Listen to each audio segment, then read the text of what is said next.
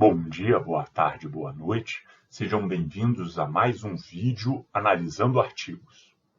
Hoje, começando a tratar do artigo clássico de Antônio Barros de Castro, o modelo histórico latino-americano. Nesse texto, Antônio Barros de Castro procura entender, de forma bastante esquemática, como que se desenvolve a economia nos diversos territórios da América Latina. Quando eu digo de forma bastante esquemática, eu quero dizer que ele pretende montar um modelo bastante genérico e que ele, obviamente, vai desconsiderar as particularidades históricas de cada país. E também se vai adotar uma tipologia, que talvez a gente olhe para uma experiência nacional, não vai caber exatamente naquela situação. Mas, de forma geral, é esse o movimento que a gente observa. Devendo saber o leitor que, ao tratar do caso de um país específico, vai ser preciso fazer as mediações com as especificidades daquele local. Dito isso, vamos tocar a vinheta e ir direto para o assunto.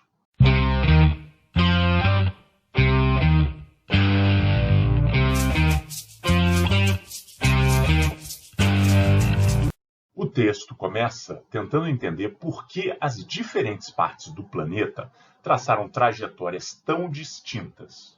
Antônio Barros de Castro estabelece como decisivo no tempo a passagem do século XVIII para o século XIX. Foi ali que inovações técnicas na área de transporte permitiram ampliar o intercâmbio entre os países e começar a estruturar um mercado global. Como diz o autor, primeiramente foram introduzidos os barcos metálicos, a seguir convertidos em barcos a vapor. Este decisivo avanço permitiria que chegassem à Europa, por custos relativamente reduzidos, matérias-primas e alimentos produzidos em todas as partes do mundo. Facultava, pois, a sincronização das mais distantes regiões com os movimentos de industrialização e urbanização em curso acelerado na Europa Ocidental. E, a seguir, o ciclo ferroviário permitiria o comércio internacional, que até então só envolvia as regiões litorâneas das nações e das colônias extra-europeias, estendesse a sua influência à retaguarda de tais economias. Pois bem, esse avanço tecnológico nos transportes é que deflagrou uma nova etapa de comércio no mundo, tanto aproximando nações distantes quanto facilitando a integração das regiões litorâneas com o interior. Portanto, o ponto que interessa aqui é em qual situação estavam os países no mundo todo quando essa inovação se consolidou. E Barros de Castro nos explica que havia cinco grandes situações. Primeiro, as nações europeias centro-ocidentais, como a França, a Alemanha, a Inglaterra. Segundo, as demais nações europeias que não superaram as suas características agrárias. Tá? Lembrando que está falando da virada do século XVIII para o século XIX. Então, são nações europeias que ainda eram agrárias naquele momento. E aí ele está falando de Itália, está falando de leste europeu. Um terceiro grupo são as nações e impérios habitados por povos com longínquos e, por vezes, brilhante passado. Então, relativamente estancados ou mesmo decadentes. E entra nessa categoria a Índia, o Egito, a Indonésia. Quarto grupo formado por colônias conquistadas quanto das primeiras incursões de europeus na América e na África. E aqui está a América Latina. E a quinta e última região são aquelas regiões que, nessa virada de século, ainda eram praticamente desabitadas, que foram utilizadas como colônia de povoamento, o que é o caso, por exemplo, dos Estados Unidos, do Canadá, da Austrália. E aí o Antônio Barros de Castro fala que o que explica o desenvolvimento observado durante o século XIX e o começo do século XX é exatamente a posição inicial que cada território ocupava nesse esquema básico. E o que ocorre é que as nações europeias centro-ocidentais transformaram a Revolução Industrial num mecanismo permanente de renovação e, progressivamente, se distanciaram dos demais países em termos de desenvolvimento. As nações europeias que não estavam nesse patamar de desenvolvimento passaram por transformações políticos-sociais que, juntamente com a dinamização de determinados setores e regiões que foram estimulados pelo comércio exterior, formaram um mercado interno que permitiu, posteriormente, um movimento de industrialização. Aquelas nações antigas tiveram destruídas as suas instituições milenares e reduzidas a pó todas as atividades que pudessem competir com as indústrias europeias. Essas transformações violentas desorganizam esses países e estão na raiz de uma explosão populacional que a gente vê nesses países e na extrema pobreza a que eles estão relegados. Nas colônias de exploração, aquelas da América Latina e da África, a economia já era voltada para o comércio com a Europa. Nessas regiões, ao longo do século XIX, no começo do século XX, esse comércio se aprofundou, especializando a economia na produção de produtos primários. O que é produtos primários? Produtos primários são produtos vindos da agricultura, da pecuária ou de extração mineral. E, por fim, aquelas regiões que eram desabitadas no final do século XVIII receberam homens, capital, receberam uma lógica europeia.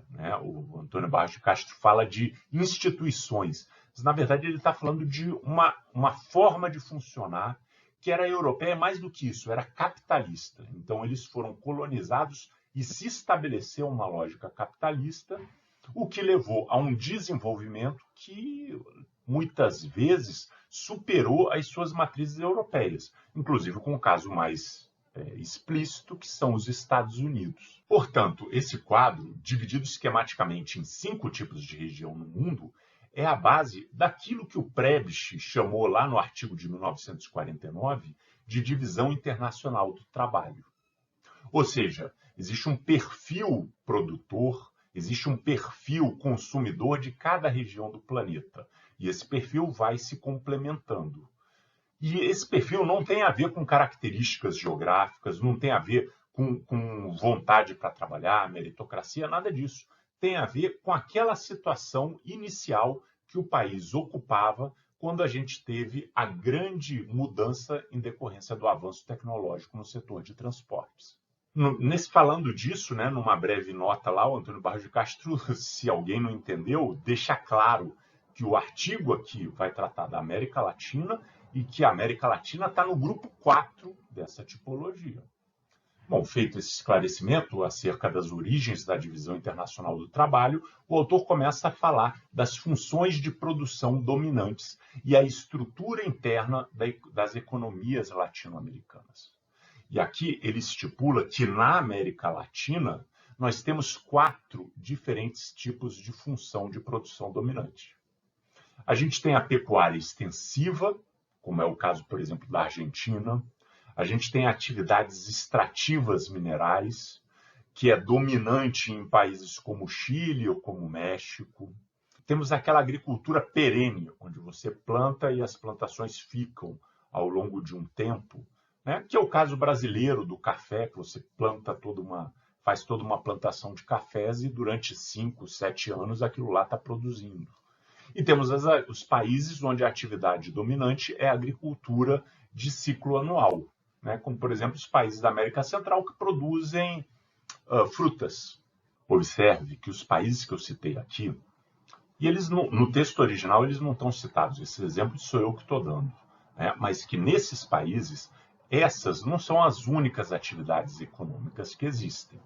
Elas são as atividades dominantes naquele período. Vamos falar aqui o caso brasileiro, que a gente conhece mais.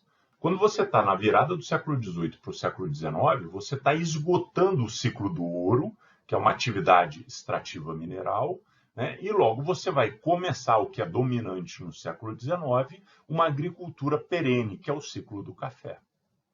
Além disso, a gente tinha a produção de alimentos, que é aquela agricultura de ciclo anual. No Rio Grande do Sul, nós tínhamos a pecuária extensiva. Em Minas Gerais, nós tínhamos a pecuária leiteira. Então, nós temos várias atividades econômicas. Porém, todas essas atividades periféricas, vamos dizer assim, eram voltadas para atender a demanda da cultura cafeeira no século XIX. Então, a cultura cafeeira é que era a atividade dominante. E da mesma forma, todos os outros países, apesar de terem uma atividade dominante, como eu exemplifiquei agora há pouco, elas tinham, obviamente, várias outras atividades. Pois bem, Antônio Barros de Castro quer dizer que, dependendo de qual seja a função econômica dominante, você acaba estruturando a sua sociedade, a sua política, a sua estrutura social de uma determinada maneira. Então, veja bem, nos países de pecuária extensiva, tinha pouca ocupação para mão de obra, não precisava de muitos trabalhadores. Tinha um uso extensivo dos recursos naturais. Você tinha uma aplicação grande de capital na hora de formar os rebanhos, né? Precisava investir bastante. Muito capital com pouca mão de obra significa que você tem uma elevada produtividade. Bom, a atividade pecuária ela se expandia progressivamente em círculos com uma tendência de cobrir todo o território disponível, né? Exceto se você tivesse uma floresta, um semiárido, as cidades. Com isso, essa atividade ia expulsando as atividades de subsistência nativa que existiam. Primeiro para áreas de menor produtividade, né, mais longe, e depois simplesmente acabando mesmo. Nessas economias tendem a despontar uma camada proprietária com traços de aristocracia rural, que tem muito poder político. E a elas se contrapõem homens que trabalham no campo. E na área rural você não tem aí uma classe média. A classe média surge no comércio, nas pequenas atividades manufatureiras das cidades. Agora, já naqueles países com atividades extrativa-minerais dominantes, a gente também tem pouco uso de mão de obra, tem um uso intensivo de recursos naturais, ao contrário do que a gente viu no caso da pecuária, e precisa de muito capital, precisa de equipamento, precisa de know-how de difícil obtenção. Por isso, na maioria das vezes, a gente está falando de empresas capitaneadas pelo capital estrangeiro. Da mesma forma que na tipologia anterior, a gente tem muito capital, pouca mão de obra, ou seja, temos elevada produtividade. Em termos territoriais, as atividades extrativas minerais é um enclave que está funcionando ali num determinado local sem maiores vinculações com as demais atividades econômicas. E essas atividades econômicas, se não conseguirem se inserir no comércio internacional, elas ficam fechadas sobre si mesmas, já que elas não se relacionam com o setor dinâmico da economia. Com isso, nessas economias, é forte o poder político do capital externo. Os trabalhadores são poucos, são altamente produtivos, né? A gente já viu isso, e eles são submetidos a condições de trabalho terríveis. Com isso, eles têm grande capacidade de organização, né? Já que eles são um número pequeno, são muito localizados, eles conseguem se organizar e lutar por melhores condições de vida. E já que eles são trabalhadores de alta produtividade, é possível que muitas reivindicações ou algumas reivindicações sejam atendidas. Agora, aqueles que estão fora desse circuito extrativista, eles tendem a ter um padrão de vida muito baixo, quase que de sobrevivência apenas. A classe média que surge nesses países, quase que inevitavelmente é ligada a funções do Estado. Bom, o terceiro grupo são aqueles países com agricultura perene, ou seja, que utilizam muita mão de obra na colheita, na manutenção das culturas, o que já diferencia desses dois tipos que a gente viu agora. Eles também têm um elevado aproveitamento de recursos naturais disponíveis, não são tão intensivos como no caso dos países extrativistas minerais e nem tão extensivos quanto no caso da pecuária. Eles necessitam de um volume considerável de capital para imobilizar na cultura que vai, ao longo do tempo, produzir. E como nessas economias você tem a predomínio de apenas um produto, ele se torna insuficiente para alimentar e atender as necessidades da população. Com isso, a gente desenvolve um conjunto de atividades que são voltadas para o mercado interno e que se articulam para abastecer esse polo dinâmico. É o exemplo que eu já dei, dos rebanhos do Rio Grande do Sul, do leite de Minas Gerais, do alimento produzido, que são direcionados para atender o complexo cafeeiro. Veja só, No caso daqueles países que são caracterizados pela pecuária, o primeiro tipo que eu falei, a alimentação e o couro, né, a carne e o couro, garantem a subsistência daqueles poucos trabalhadores que estão empregados.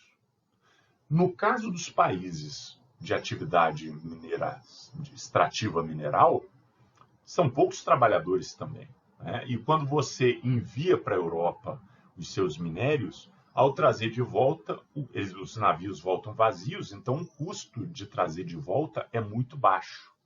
Então, esses poucos trabalhadores atendem às suas necessidades, principalmente com produtos importados. Ou seja, tanto a pecuária quanto a atividade extrativa mineral, elas têm menor capacidade de estimular o surgimento de um mercado interno.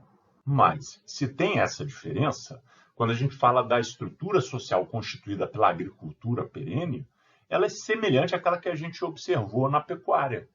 E vamos relembrar o que eu disse. Nessas economias tendem a despontar camadas proprietárias com traços de aristocracia rural e dotadas de grande poder político. A ela se contrapõem homens que trabalham no campo e na área rural quase não existe uma classe média. Uma classe média surge no comércio, nas pequenas atividades manufatureiras, ou seja, em atividades típicas de cidade. Bom, e por fim, o quarto grupo são os países com agricultura de ciclo anual. E aí temos uma necessidade de um grande contingente de trabalhador empregado na cultura, no beneficiamento e mesmo em alguns casos na industrialização dos produtos exportados. Tem um uso de recursos naturais igual ao observado nos países com agricultura perene.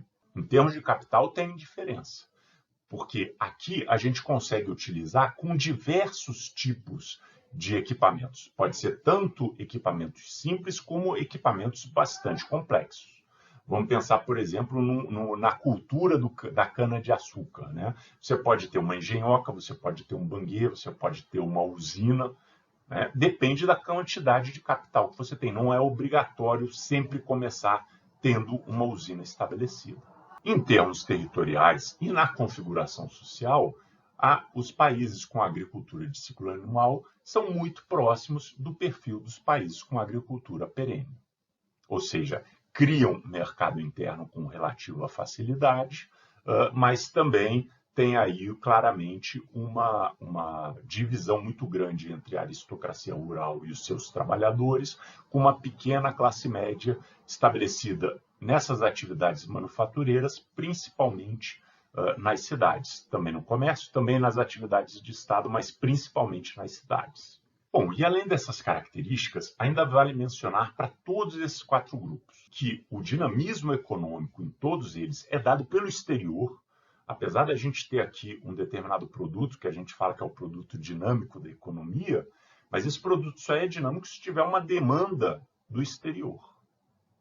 Existem outros setores econômicos que estão nas cidades que são ligados ao comércio exterior, principalmente finanças, o próprio trabalho de importação e exportação, em certa medida também os transportes.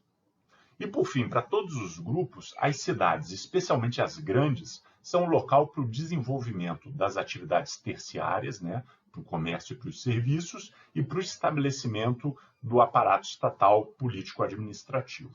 E aí uma outra questão que a gente tem nessa tipologia é o que o autor chama de economias continentais, que são nações que unem duas ou mais células primário exportadoras.